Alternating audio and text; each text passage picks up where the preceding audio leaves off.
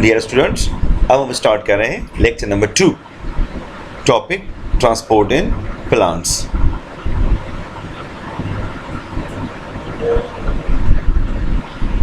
Osmosis. When a solution and solvents or two solvents of different concentrations are separated from each other by semi-permeable membrane, the diffusion of solvent or water starts from the region of their higher concentration to region of their lower concentration.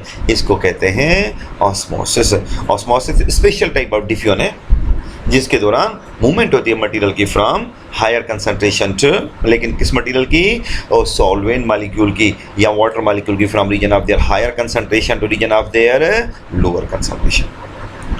आते हैं osmosis can be defined as the process in which solvents or water molecules move from the region of its higher concentration to region of its lower concentration through semi permeable membrane। आप इस तस्वीर में देखें, ये आप देखें semi permeable membrane है, ये बीकर है, उसके अंदर पानी भी है, उसके अंदर ये मॉलिक्यूल है।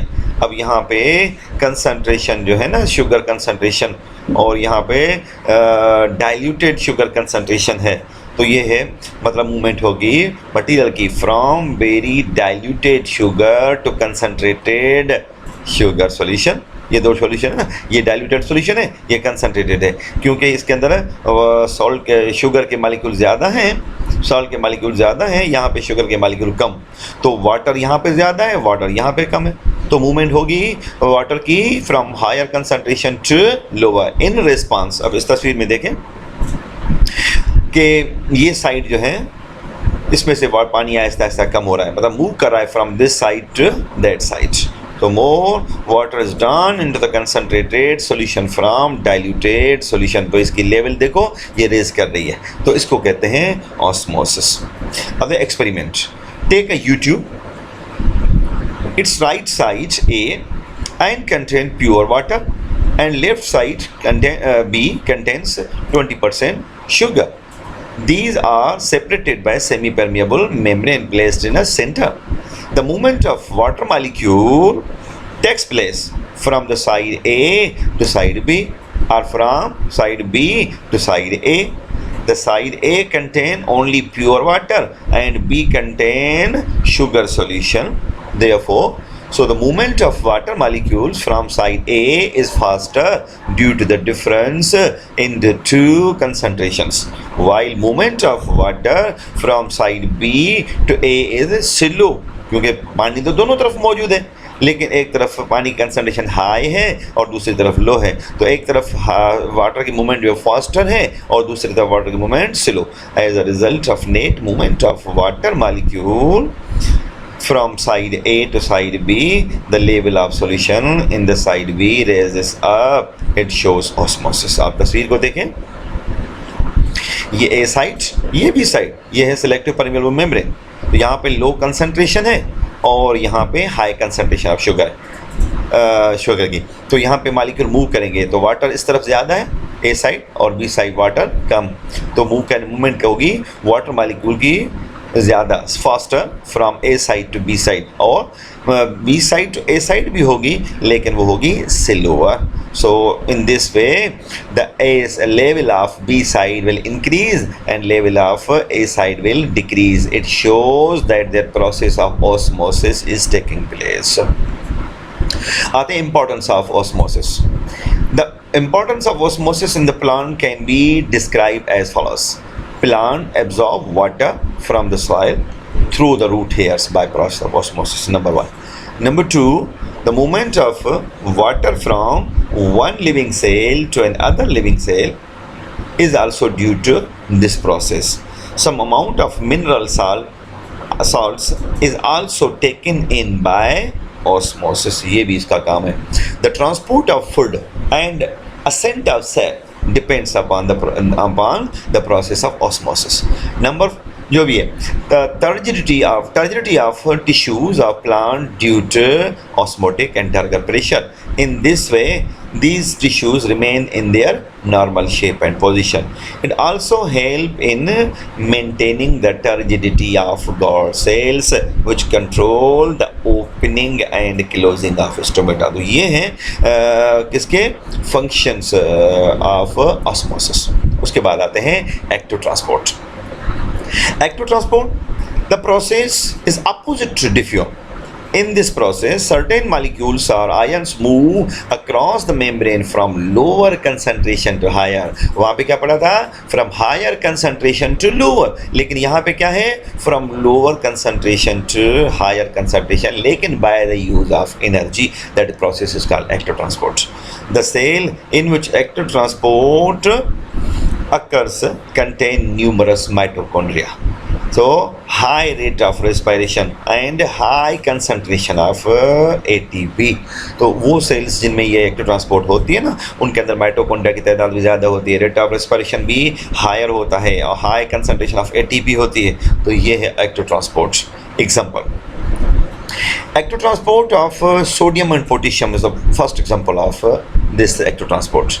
In nerve cells, the concentration of potassium is greater inside the cell and concentration of sodium is less outside the cell, but the nerve cell pump sodium out and potassium in due to the process of ectotransport by the utilization of energy. जैसा कि आप देखें यहाँ पे, तो ये है membrane of nerve cell, वहाँ पे क्या होता है, एक्टोट्रांसपोर्ट होती है. आप देखें ये ATP इस्तेमाल होगी तभी मॉलिक्यूल की मूवमेंट होगी. पोटेशियम की देखो मूवमेंट सोडियम की हो रही है from inside to outside and potassium की from outside to inside by the use of energy. This is called as the first example of ectotransport. Second example of ectotransport, transport of glucose in intestine.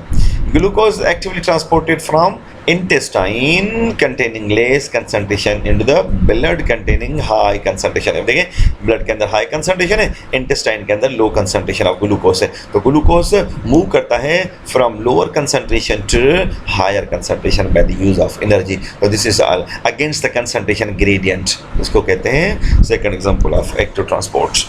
Number third example of ectotransport is transport of food in the phloem. As we know, from mesophyll cells of the leaves, the food is transferred into phloem by ectotransport.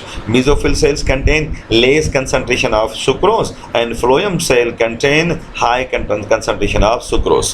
So ectotransport means transport of substance by the use of energy. अब इसमें देखें, ये देखो ये है mesophyll cell, यहाँ पे देखें concentration low और यहाँ पे देखें concentration high. तो मूवमेंट हो रही है from low concentration to high concentration.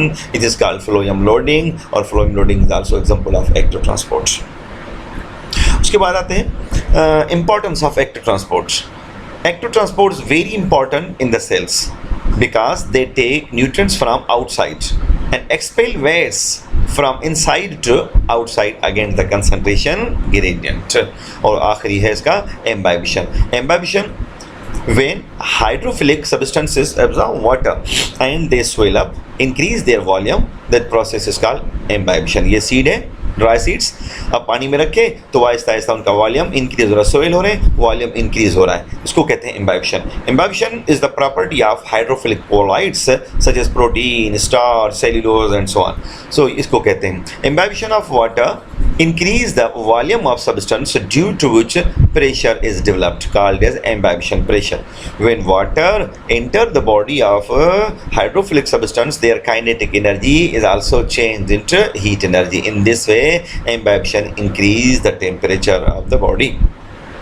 Only those substances show imbibition which can absorb water, such as water, but rubber cannot perform imbibition because it does not absorb water. Temperature affects the process of imbibition. अब ये देखिए example है, common example wooden doors जो है ना वो swell हो जाते हैं ड्यूरिंग द रेनी सीजन, ये भी इसका एग्जाम्पल है. और ये देखें गम है, गम पानी में रखा और पानी एब्जॉर्ब किया, ये देखो स्वेल हो गया. अच्छा सीड्स हैं, ये सीड्स ग्राउंड के पीस के, ये भी देखो पानी में रखे, ये सोइल हो गए, ये भी एग्जांपल है इसका।